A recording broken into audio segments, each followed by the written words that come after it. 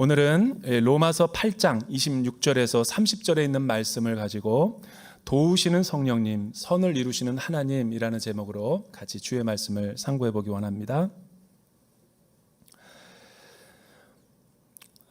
우리 교회사를 보면, 특히 한국 교회사를 보면 이 140여 년 정도 복음이 전래된 시간이 흘렀는데, 이 영적 불모지, 황무지와 같았던 이 땅에 조선의 우리 선교사들이 정말 믿음으로 이 땅에 와서 복음의 씨앗을 뿌리고 인간이 감히 상상할 수 없는 놀라운 이 세계사에서 찾아보기 힘든 교회의 성장과 부흥을 이 한반도가 이뤄냈죠. 이 140여 년이 이제 흘러 지나가고 있습니다. 이 짧은 시간에 이렇게 고도로 성장한 이 교회사 역사에는 그 누구도 찾아볼 수도 없고, 이 교회 부흥과 성장뿐 아니라 경제 성장이라고 하는 한강의 기적도 인구 5천만에 210개가 넘는 유엔에 가입된 나라 가운데서 GDP가 여러분 인구 5천만에 이 짧은 3, 40년 역사 가운데 10위 안에 드는 나라가 전 세계 역사가 없습니다. 이 놀라운 기적을 우리나라 국민들만 모르고 전 세계는 다 알고 있어요. 경제학자들도 이해가 안 되는 수준이라고 하니까 이거는 하나님이 하셨다라고밖에 설명을 할 수밖에 없죠. 하나님이 하셨고 인간의 힘으로는 도저히 불가능한 거죠. 왜 이렇게 우리를 블레싱하고 축복하고 잘 사는 민족, 또 예수 잘 믿는 민족으로 세워주셨는가? 이 물음 앞에 우리 신앙의 성도들이 응답해야죠. 이런 의미에서 가장 이 140년 동안 절정에 달했던 이 1970년대로 잠깐 과거로 돌아가서 살펴보면, 우리 한국교회 도대체 70년대 무슨 일이 일어나고 있었는가? 이 10년 어간만 우리가 좀 주목해 보면 가장 폭발적으로 성장한 시기가 이 시기죠. 완만하게 성장하다가 거의 그냥 기하급수적으로 성장했던 때가 70년대인데, 73년도에 빌리 그레함 목사님이, 전 세계적인 에반젤리스트가 와서 이 김장한 목사님이, 여기 침례 대전에 있는 우리 극동방송의 김장한 목사님이 젊었을 때 이 통역하는 모습이 이 교회 역사에 나와요. 한국을 소개할 때 반드시 나옵니다. 그 뒤에서 찍은 이 사진이, 이 키가 크시니까 빌리 그레함 목사님이 이렇게 작은 키를 맞추려고 높은 강단을 옆에 세운 것도 그대로 나와요. 그 옛날 추억의 그 사진이. 얼마나 많은 사람들이 인산인해를 이루는지 몰라요. 가난하고 아무것도 없고 못 배운 그 배고픈 시절에 우리 믿음의 선조들은 은혜에 목말라서 그렇게 다 한 곳에 집결을 했던 거죠. 그리고 그 다음에는 엑스플로라고 하는 전도 폭발 대회가 열렸어요. CCC와 선교단체를 중심으로.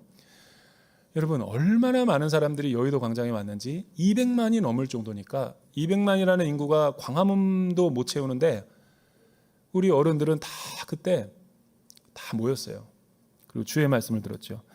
77년도에는 민족 복음화의 기치를 들자. 그래서 전 지역교회와 선교단체가 하나가 돼가지고 여의도 광장에 또 모였어요. 그때도 구름대처럼 모였어요. 연합도 잘 됐죠. 또 78년도에는 민족 복음화만 해서 되겠느냐, 세계 복음화 대회를 열자. 그래서 여러분 80년도에 세계 복음화 대회가 열린 거예요. 그 이후로 80년도 초에는 기독교 복음 전래 100주년 기념을 하는데, 한경직 목사님이 뭐 어마어마한 인구가 다 모였는데 그때 이 대부흥의 메시지를 선포했죠. 이게 우리 민족의 사실은 근간이고 저력인데, 이런 부분들을 사회도 몰라주고 이제 먹고 살만하니까, 그리고 또 성도들도 역사를 관심이 없고, 안타까운 다고 표현할 수밖에 없죠. 여러분, 기도원마다 골목골목의 지역마다 그때는 간판만 세워두면 벌떼처럼 몰려들었어요. 이게 기적이 아니고 뭐겠어요. 그냥 지하에 개척교회를 하든 지상에 개척교회를 하든 어디에다가 개척을 해도 사람들이 그냥 구름대처럼 몰려들었다는 거죠. 왜 그런가? 제 멀리 지난 이후에 후배의 시선에서 보면 너무나 가난했고 너무도 못 살았고 너무도 문화도 없었고 그러다 보니까 그냥 간절함과 절박함밖에 없었어요. 우리 어른들의 어머니 신앙을 보면 그래서 산으로 교회로 기도원으로 기도하는 것이 하나의 그냥 패턴이었어요. 신앙생활이 뭐 특별한 제자 여행과 프로그램이 있었나? 제가 아직도 기억나는 게 저희 어머님은 3남매를 낳으셨는데 제가 막내인데 그 어렵고 힘든 시기를 다 힘들 때만 되면 담요를 포개가지고 쌔게다가 매가지고 왜 나를 데려갔는지 목사 만들려고 그랬는지 꼭 데려가서 모든 대한민국의 기도원을 방방곡곡 다녔던 게 아직도 기억나요. 아직도 기억나요. 산기도를 되게 오랫동안 하셨는데 근데 어느 때부터인가 우리나라는 소득 4만 불을 내다보면서 간절함과 절박함이 없어요. 여러분 기도원으로 가다가 골프장으로 갑니다. 그리고 기도하자 그러면 안 모이는데 카페 가자 그러면 모여요. 그리고 그렇게 부르짖는 기도 내용을 보면 3가지를 기도했는데 뭐 그냥 이 나라 민족이 잘 살게 좀 해주십시오. 너무 못 사니까. 먹을 게 없으니까. 또 자녀들이 그냥 학교만 졸업하게 해주세요가 기도 제목이었어요. 그리고 안보가 불안했기 때문에 자유민주주의의 가치를 어렵게 외세의 힘으로 얻었기 때문에 늘 마음의 한구석에는 그냥 이 나라 민족을 하나님이 보호해달라고 그거밖에 없었어요. 그래서 여러분 나라와 민족을 위한 기도회가 그때 불일듯 일어난 거죠. 금식하시고. 근데 후대에 들어서는 박사학위는 많이 따고 똑똑해지고 머리로는 굉장히 많은 걸 알지만 사실은 나를 비롯한 모든 우리 시대는 이 기도의 영성이 없어요. 그러니까 선배들이 일고는 이 교회를 지탱을 못하는 거죠. 나는 솔직히 늘 그렇게 인정을 합니다. 아무리 뭐 신학을 오래 공부했더라도 어머니 기도와 어머니 신앙을 못 따라가요. 못 따라갑니다.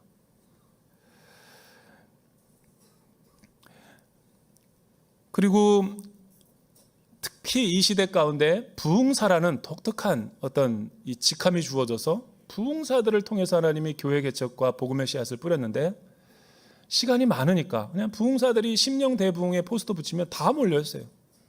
그리고 설교하면은 뭐 깊이는 없었지만 그래도 예수 믿어 천국 가자 뭐 이 내용 그리고 기도하던 운동 그리고 시간이 흐르면서 이 성령파 소위 말해서 오순절 계통의 또 은사주의자들이 많이 일어나서 그렇게 삽시간에 들불처럼 교회가 세워지고 복음이 퍼졌죠. 부인할 수 없어요. 이건 반드시 공헌이죠. 그런데 물질적으로 풍요로워지고 또 깊이 공부를 못한 이 부흥사들의 가벼운 성경 해석에 또 폐단도 가져왔어요. 왜냐하면 성령님을 인격적인 성령님이 아니라 비인격적인 어떤 정신과 물질 뭐 주고받는 것 정도로 치부하다 보니까 달리 말하면 권능주의적으로 은사를 주시는 어떤 은사로만 여기다 보니까 성령님에 대해서 제대로 된 이해를 갖지 못했어요. 그리고 교회가 커지고 성장하고 물질이 많아지고 특별히 은사를 많이 받다 보니까 이 권위에 순종하지도 않고 또 은사주의자들이 교회를 지나가고 나면 교회가 두동강 났어요. 왜냐하면 뭐 그들이 쓰는 뭐 자만함과 오만함은 이루 말할 수 없었어요. 비인격적이고 심지어는 욕도 하고 그러나 은사가 나타나기 때문에 아무 말도 못하고 뭐 그런 일들이 한국 교회의 아픈 역사지만 있었어요. 그러니까 하용조 목사님도 고민이었대잖아요. 하용재 목사님은 온누리교회의 공헌은 이 치우쳐 있는 잘못된 성령론을 말씀과 성령으로 인격적인 성령론으로 한국 교회에 잘 바로 잡게 했다라는 큰 공헌이 있어요. 사실 온누리교회가 선교만 강한 게 아니에요. 하용재 목사님이 쓰신 인격적인 성령론에 보면 그분의 그 고뇌와 고민이 다 녹아져 있었어요. 우리는 이러다 보니까 한국 교회는 아예 성령을 무시하고 말씀만 천착하자, 말씀만 가지고 가자.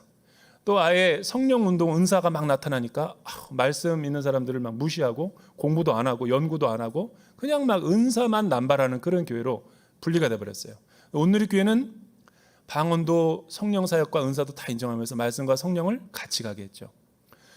그 오늘교회 평전 하용재 목사님이 그 전기를 보면 92년도에 안식년을 하와이 열방대학 예수전도단의 어떤 거기서 쉼을 갖고 성령의 환상을 보죠. 그동안 자기가 알았던 성령이 아니라 건강하고 균형 잡힌 성령론을 보게 하시고 돌아오셔서 강단에서 선포를 하세요. 이제부터 성령 사역할 것입니다. 그때부터 온누리교회 그 교회인 숫자의 인구를 보면 폭발적으로 성장하죠. 한 목사님이 표현하신 거예요. 우리 예전에 그냥 자동차 타고 갔다면 지금은 비행기 타고 가는 느낌이다. 내가 한 것도 없는데 성령님이 막 부어주시는데 그때 온누리교회가 가장 비약적인 성장을 했다는 걸 우리가 주목해 볼 필요가 있죠. 여러분, 성경에서 말하는 성령님은 어떤 분인가? 이미지는 어떤 권능주의고 은사만 있는 게 아니에요. 그거는 현상이죠. 그 뿌리를 보면 삼위일체 하나님의 그 본체, 인격적인 성령님이 나오는데 성경도 그 부분을 이야기하고 있어요. 성령님은 불, 어떤 권능, 그리고 우레, 성령의 구름, 뭐 이런 생수의 강이 아니라 그건 이미지고 그분의 별명이고 그분의 본체는 인격적인 거예요. 저와 여러분이 형상을 가지고 있고 인격자인 것처럼. 인격이라는 뜻이 뭡니까? 지정의를 갖고 있다는 거죠. 생각하고 감정을 느끼고 의지를 갖고 있다는 거예요. 이렇게 인격이라는 것은 관계를 맺고 서로 대화하고 교제하고 사귐을 하도록 하나님께서 하나님의 형상대로 우리를 창조하셨기 때문에 그런 거죠. 그래서 로마서 8장 27절에 보면 마음을 감찰하시는 이가 성령의 생각을 아신다. 이 말을 뒤집어 보면 성령님은 생각하시는 분이시다. 그러니까 비상식적이고 막 비이성적인 행동 안 한다라는 거예요. 예수 믿는다고 하면서. 두 번째는 에베소서 4장 30절에 보면 너희를 구원한 성령님을 근심하게 하지 말라. 근심하다는 단어는 crying out, weeping 한다라는 거예요. groan 한다라는 거예요. 너무 슬퍼서, 왜냐하면 자녀가 부모의 뜻대로 안 자라고 하지 말라는 것만 골라서 하니까 슬픈 거죠. 슬픈 거예요. 성령님은 우신대요. 우리가 하나님의 뜻대로 살지 않을 때. 세 번째는 여러분 사도행전 16장 7절에 보면 바울은 자신의 계획과 뜻대로 이렇게 무시아를 지나 아시아에 가서 복음을 전하려고 그랬어요. 그때는 예수의 영이 막으니라. 그 예수의 영은 성령님이신 거예요. 성령님은 의지를 갖고 막으시는 거죠. 이렇게 하시는 이유가 뭘까? 저와 여러분들을 하나님이 뜻하시고 원하시는 올바른 의의 길을 걸어가기 위해서 모든 것을 협력하여 선을 이루시는 분이시다. 이 관점을 놓치면 성령님을 오해하게 돼요. 그리고 성령의 은사를 마치 자기가 주는 것처럼 혼동해가지고 교만해지고 자만해지는 거죠. 그러나 이런 성령님을 본체를 알게 되면 우리는 성령의 은사를 이용하면서도 얼마든지 하나님 나라를 건강하게 세워갈 수 있는 거예요. 구원 이후에 하나님은 우리를 왜 도대체 구원하셨고, 그리고 구원하신 다음에 제가 갖는 궁금증이에요. 왜 우리를 바로 하나님 나라로 데려가지 않고 이 죄 많은 이리와 들짐승들이 가득 찬 죄 많은 세상에 우리를 남겨두셨는가? 그게 항상 고민인 거예요. 그냥 예수 믿고 바로 천국으로 데려가면 우리는 어려운 고난과 고통을 겪지 않는데 왜 우리를 이 땅에 심어 놓으셨을까? 구원 이후 성령님이 우리의 삶을 어떻게 인도하시는가를 보면 그 답을 알 수 있어요. 여러분 26절과 27절 우리 같이 한번 읽어볼까요? 26절 27절 시작. 성령께서도 우리의 연약함을 도우십니다. 우리는 마땅히 무엇을 기도해야 할지 알지 못하지만 오직 성령께서 친히 말로 할 수 없는 탄식으로 우리를 위해 간구하십니다. 마음을 살피시는 분께서 성령의 생각이 무엇인지 아십니다. 이는 성령께서 하나님의 뜻을 따라 성도를 위해 간구하시기 때문입니다. 여러분, 우리 성령님은 어떤 분이시라고 이야기합니까? 이 삼위일체의 삼위 되시는 위격의 하나님이시죠. 그러니까 성부 하나님은 하나님의 모든 창조와 계획을 갖고 있는 하나님이시고, 또 성자 예수님은 그분의 뜻에 순종해서 그 구원을 실행하기 위해서 파송된 예수님이시고, 또 그 예수님의 그 구원의 사역을 알게 하시고 보여주시고 예수 믿게 하시는 그 사랑의 영이 바로 성령 하나님이신 거예요. 이 삼위일체가 신비한 연합을 이루면서 사랑의 관계성 속에서 성도들을 견인하고 우리를 이끌어 가신다는 거죠.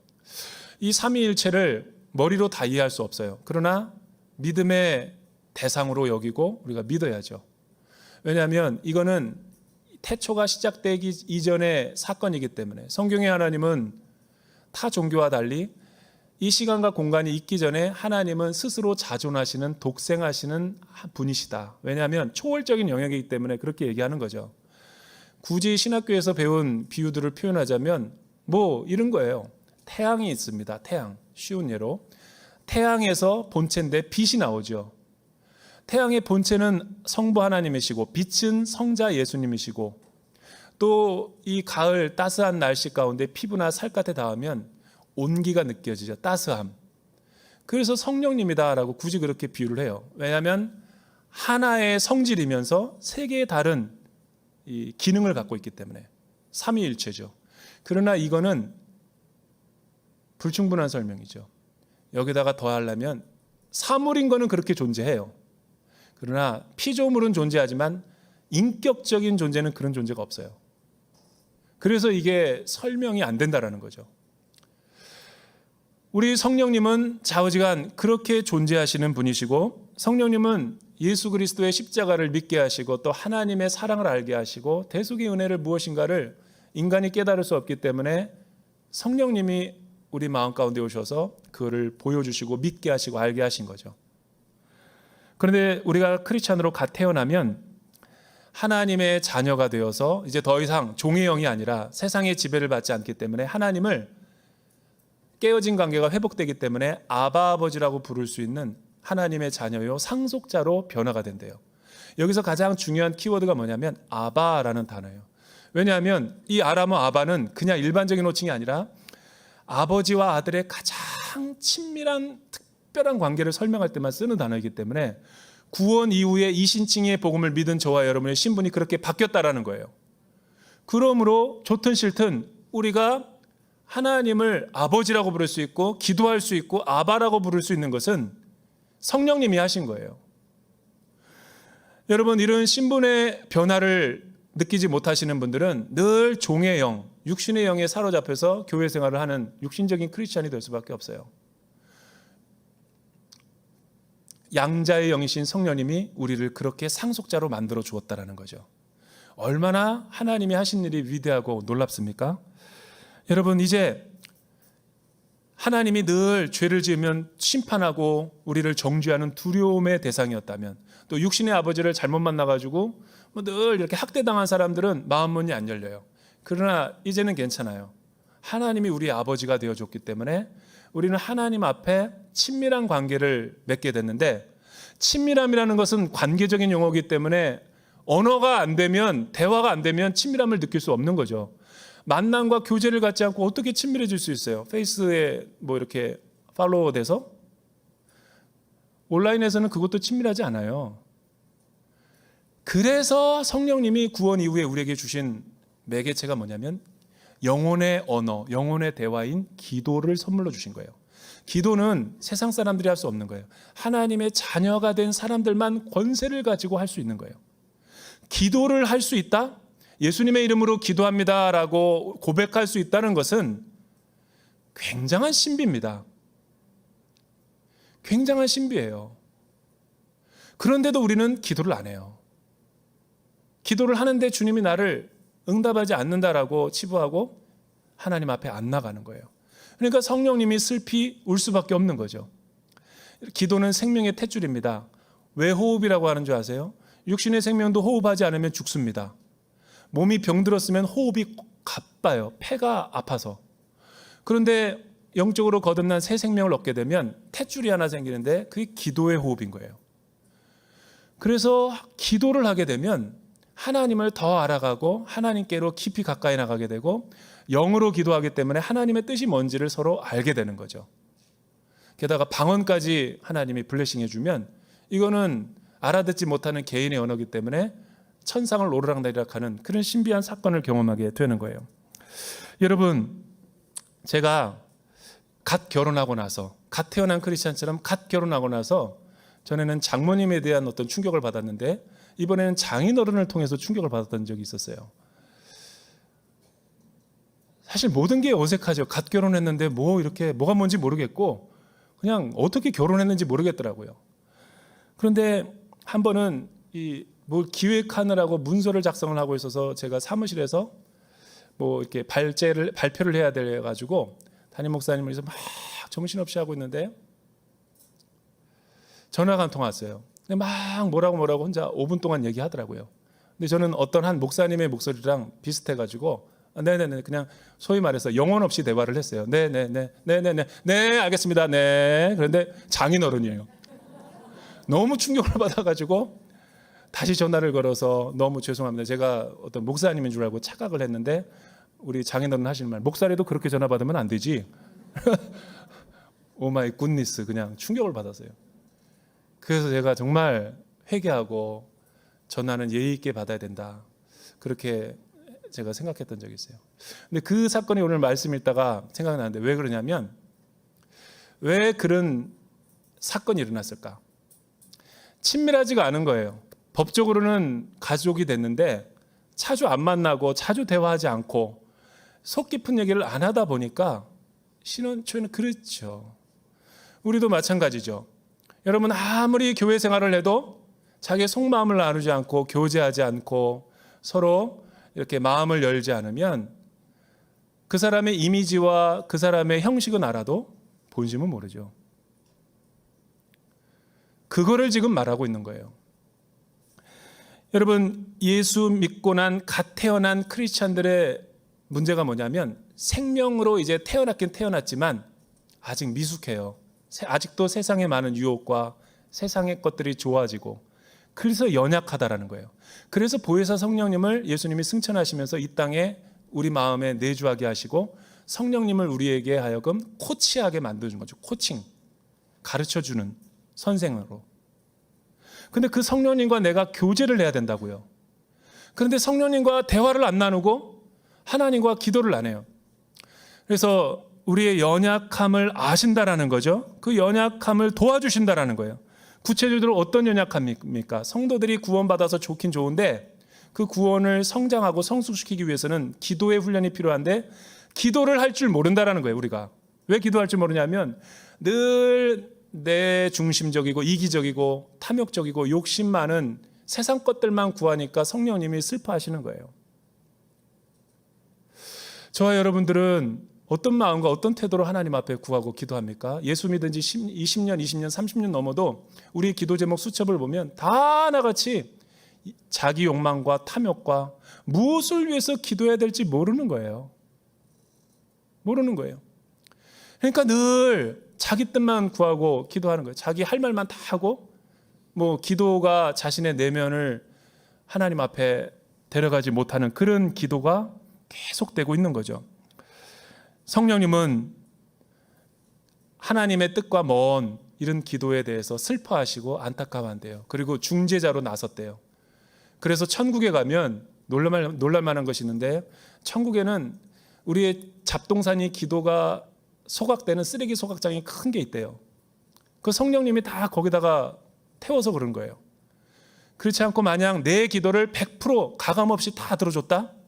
여기 앉아있을 사람 없을 거예요. 기도는 하나님의 뜻을 나의 뜻에다 맞추는 게 아니라 나의 뜻을 처음에는 이기적인 동기로 갖다 할지라도 기도의 용광로 속에 들어가면서 불순물들이 다 재련되고 나의 뜻과 하나님의 뜻이 일치되어가는 과정이 성숙의 과정이고 사귐의 기도죠. 그게 기도인 거예요. 누가 이거를 조정하느냐? 성령님이 그렇게 하신대요. 성령님이. 하나님을 사랑하는 사람들, 또 마음을 살피시는 분께서 성령의 생각이 무엇인지 알기 때문에 하나님의 뜻을 따라 간구하신다. 여러분, 사람의 마음은 여호와의 등불이라. 하나님은 사람의 마음을 깊이 감찰하시는 분이래요. 또 성령 하나님은 사람의 깊은 것이라도 통달할 줄 알아서 무엇이 하나님의 뜻인지 아닌지를 우리에게 가르쳐주는 지혜의 영이시라는 거예요. 여러분, 그럼에도 불구하고 현실적으로 보면 진짜 기도 안 될 때 있잖아요. 저도 목사인데도 기도가 하고 싶은데 안 될 때가 있어요. 성도님들도 다 있다고요. 그때는 어떻게 해야 되죠? 그때는 쉬면 안 되고 그냥 몸이라도 교회에 나오는 연습을 해야 돼요. 그리고 입술도 안 열릴 때 꼬꾸라져도 십자가 앞에 꼬꾸라지면 산다라는 말이 있잖아요. 은혜를 받는 쪽으로 내 얼굴을 향하여 들고 그냥 아버지라는 말만 불러도 돼요. 아버지. 왜냐하면 아버지니까. 아버지, 아버지. 저희 어머니가 뭐 삼각산 기도원 같은 데를 막 이렇게 갈멜산 기도원 그런 데 데려가면서 한 번은 철야 기도를 같이 갔던 적이 있었어요. 근데 그 철야 기도를 가면서 저희 어머님이 어떻게 기도하시는가를 제가 옆에서 어렸을 때 보니까 아마 그 당시 어른들의 유행이었던 것 같아요. 기도하는 패턴. 아버지, 너무 답답하니까 어렵고 힘들면 무조건 기도원이야 그냥. 여러분, 추석과 설 명절 때 우리는 가족끼리 모이는 게 문화가 아니었어요. 기도원으로 가서 말씀 듣는, 원단 금식하고. 그런데 문제 있을 때마다 산으로 올라가서 아버지, 교회 가서 아버지 아버지 그러시는데 아버지만 계속 부르더라고요. 답답하니까. 뭐 이건 기도도 안 나오니까. 그런데 하나님이 다 은혜 주시고 들어주셔서 미리 앞서가셔서 해결해 주는 걸 들었어요. 저희 어머님을 가만히 보니까 입술에서 아버지 막 그래서 깜짝 놀래가지고 제가 아버지 아버지 그러다가 어느 때 아버지 그러니까 졸릴 때 그런 거예요. 그리고 잠을 깨우기 위해서 그러다가 또 이제 노래로 곡조 있는 기도 찬송으로 들어가더라고요. 무슨 노래니까 이 어메이징 그레이스 나 같은 죄인 살리신 그 은혜를 부르며 그거를 개사를 했어요. 믿습니다 믿습니다 혼자 그걸로 계속 몇 시간 부르는 거예요. 지루하잖아요. 바꿔요. 아시지요 아시지요 그러다가도 또 모르면 아버지 아버지 그러다가 새벽 6시쯤 되면 할렐루야. 이게 우리나라의 기도였어요. 근데도 희한하게 보면은 응답이 돼요. 응답이 돼요.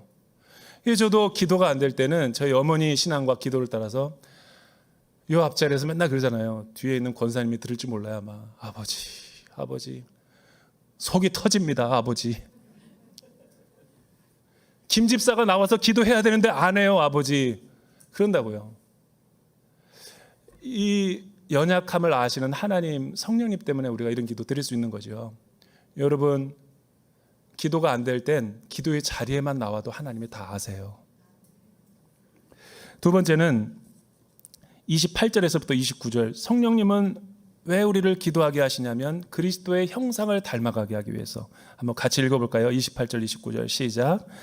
우리는 하나님을 사랑하는 사람들 곧 그분의 뜻을 따라 부르심을 받은 사람들에게는 모든 것이 합력해 선을 이루는 줄 압니다. 하나님께서는 미리 아신 사람들을 자기 아들의 형상을 닮게 하시려고 또한 미리 정하셨습니다. 이는 그 아들이 많은 형제들 가운데 맏아들이 되게 하시려는 것입니다. 여러분 여기 말씀 보세요. 모든 것이 협력하여 선을 이룬다. 또 자기 아들의 형상을 닮게 하시려고 하나님의 아들을 닮게 하시려고 우리를 구원하셨대요. 그리고 기도의 자리로 초대하신다라는 거죠. 이게 어떻게 문맥이 맞는가? 이 그리스도 형상을 닮다라는 헬라어를 보면 알아요. 모르포스라는 단어를 쓰고 있어요. 숨은 투게더, 모르포스는 하나님의 그 형상, 아들, 자녀. 그러니까 함께 이 믿음으로 말미암아 그리스도와 신비한 연합을 이룬 우리가, 이신칭의를 받은 우리가 기도를 하면서 하나님의 형상으로 회복된다라는 거예요. 이 세상의 모든 때와 독이 벗어지고 하나님의 자녀로 하나님의 영광, 하나님이 궁극적으로 우리를 변화시키려는 그 영화의 단계까지 성령님이 우리를 쭉 인도하신다라는 거죠. 얼마나 놀라운 신비입니까? 여러분 우리 주님이 어떤 삶을 사셨기에 우리 보고 그런 십자가의 길을 걸으라고 합니까? 우리 주님은 하늘 보좌의 영광을 다 버리고 죄의 모습, 종의 형체를 가지고 자기를 비우고 겸손하게 순종하여서 우리와 같이 되셨어요. 게다가 자기의 뜻대로가 아니라 아버지의 뜻대로 십자가의 사명을 잘 받들어서 죽기까지 순종하셨어요. 여러분, 십자가에 달려서 권력과 힘으로 다 모든 것을 해방할 수 있는데도 우리 주님이 굳이 자기 몸을 태우는 초처럼 다 자기를 희생해서 우리를 구원한 목적이 뭘까요? 왜 예수님은 권능주의적인 메시아가 아니라 무력한 십자가에 달려 돌아가신 메시아로 남게 됐을까요? 우리를 사랑하기 때문에. 그렇게 하지 않으면 우리가 하나님의 의를 얻을 수 없고 죄에서 구원받을 수 없기 때문에 참으신 거죠. 인내하신 거죠. 우리를 그렇게 닮게 하시려고. 이 세상에서 얼마나 우리가 고난이 많고 힘든 일, 이해할 수 없는 일이 많이 태어나요. 여러분, 있어요. 그때 우리가 어떻게 반응하는가? 세상적으로? 내 힘과 뜻대로? 그러지 말라는 거죠. 성령님은 이제 인간적인 혈기와 자아를 죽이고 예수 그리스도께서 보여주신 그 십자가의 길처럼 하라는 거예요. 막 누구가 미워 싶어 죽겠어요. 그리고 관계성 속에서 다 끊어버리고 싶어. 옛날 같았으면 그랬어요. 성령님은 내주하시면서 그렇게 하지 말라는 거예요. 세상에서 스펙과 외모, 인본주의, 그리고 세상에 좋아하는 것들을 막 가지게 되면 사람들이 인정해주고 알아주고 좋아하지만 우리 주님은 이제 성령의 인침을 받고 구속받은 나는 그렇게 살지 말라는 거죠. 자녀를 그렇게 키우지 말라는 거예요. 그리스도의 형상, 예수 잘 믿는 우리 어린이 1:1 제자형의 간증을 들은 것처럼 그렇게 키우라는 거예요. 어느 목사님 책을 읽다가 이런 대목이 나왔어요. 또 목사님이 장례가 나가지고 새벽 5시에 차를 몰고 집례하기 위해서 막 원효대교를 지나고 있었대요. 근데 원효대교를 막 지나는데 시간이 막 급해가지고 어떤 양복 입은 한 남자가 구두를 신고 막 그 중앙선에서 뛰고 있더래요. 너무 놀래가지고 목살에도 성화가 안 돼. 어떤 XX 막 이게 욕이 막 나왔대요. 그냥 완전히 미친. 그런데 차를 내리고 보니까 자기 교회 부목사인 거예요. 까막 넥타이라고 너무 충격을 받아가지고 지금 너 뭐 하고 있는 거냐 여기서 그랬더니 사실은 여차 여무조차 했는데 자기 아들이 2살인데 선천성 간암을 진단받아서 얼마 못 산다는, 그래서 온 교우들이 다 기도하고 있는 거예요. 그런데 이제 이거를 지금 이식 안 하면 이제 애가 사망할 수 있다는 그 진단을 받고 운동을 했는데 자기가 이제 그 이식을 하기 위해서 병원에 갔는데 지방간이 너무 많아가지고 안 된다라는 불가 판정을 받았어요. 그때부터 이 아버지가 한 행동이 뭔지 아세요? 바쁜 목회 일정 가운데 시간만 되면 막 뛰고 땀을 빼고, 그 날도 장례에 참여하지만 막 그 아들을 살려내기 위해서 뛰고 있는 거예요. 목사님 너무 충격을 받았대요. 우리 아버지가 십자가에서 그렇게 고통을 참으시면서 자기의 뜻이 아니라 하나님의 뜻대로 인내하시고 우리를 끝까지 함께 해주시는 것은 이런 아버지의 사랑 때문에 그런 거예요. 저와 여러분도 이 땅 가운데 살아갈 때 나의 뜻이 아니라 아버지의 뜻대로 자꾸만 선택하고 아버지의 편에서, 진리의 편에서 임재 연습을 하는 훈련을 해야 돼요. 마지막으로 30절에 보니까 하나님께서는 미리 정하신 그들을 또한 부르시고 부르신 그들을 또한 의롭다 하시고 의롭다 하신 그들을 또한 영화롭게 하셨습니다. 구원의 서정이라고 하는 것인데 이 구원의 서정은 논리적인 순서이지 시간적인 순서가 아닙니다. 그러니까 하나님은 예지하시고 예정하시고 우리를 소명하시고 우리를 중생하시고 회심시키셔서 칭의와 성화와 영화 이전에 견인하시고 우리를 천국 가는 그날까지 우리를 다 보호하신다. 이런 교리가 칭의의 교리거든요. 그런데 성령님이 그것을 우리 안에서 그렇게 하신다는 거예요. 우리가 넘어지고 쓰러지고 때로는 잘못 기도해도 괜찮아요. 성령님은 협력하여 선을 이루게 하는 거예요. 어떤 분이 그렇게 이야기하더라고요. 목사님, 내가 성령님의 음성을 듣다가 하나님의 뜻대로 하다가 실수할 수도 있잖아요. 성령님의 음성인 줄 알고 했는데 잘못해서 실패할 수도 있잖아요. 그래서 제가 하나님의 뜻에 순종 못합니다. 이렇게 질문한 적도 있어요. 괜찮아요. 실수하는 거 하나님이 다 아시고 믿음으로 순종하고 결단할 때, 그러나 하나님은 다 협력하여 생명사계로 보호하시고 은혜로 다 개입하시고 섭리하시고 주관하신 분이라는 거예요. 여러분, 지난 수요일에 우리가 오늘교회 전에 사역했던 우리 이은호 목사님이 오셔서 얼바인에 지금 목회를 하시는데 대전에 올 일이 있어서 오전 여성 예배와 저녁 예배를 했어요. 제가 목사님을 의존하면서 대전역에다 태워주면서 간증을 듣고 많이 가슴이 뭉클했어요. 어떻게 미국에 갔냐고 했으니까 11년 동안 오늘교회에서 한 목사님 도와서 열심히 사역하다가 뭐 열정적으로 사역하다가 또 모든 거 다 내려놓고 어느 날 성령님이 미국을 가라 그래서 뭐 아무것도 없고 사역지도 없는데 애들도 있는데 그냥 떠난 거예요. 그리고 나서 14년이 지났죠. 그리고 나서 난 처음 보는 거예요. 근데 목사님이 뭐라고 얘기하냐면 처음에 LA 공항에 탁 도착했는데 갑자기 모르는 두려움과 한 번도 느껴보지 못한 공포가 막 엄습하더래요. 인간적인 사탄이 주는. 나 이제 어떻게 살아야 되나? 맨 땅에 헤딩하기 어떻게 하나? 한국도 힘든데 이 미국에서. 성령님이 말을 걸어오시더래요. 너 온누리교회 몇 년 있었지? 11년이요. 너 11년 동안 뭐 설교했지? 예수 잘 믿으라고 설교했죠. 바로 그거야. 넌 이제부터 나를 잘 믿고 따라오면 돼.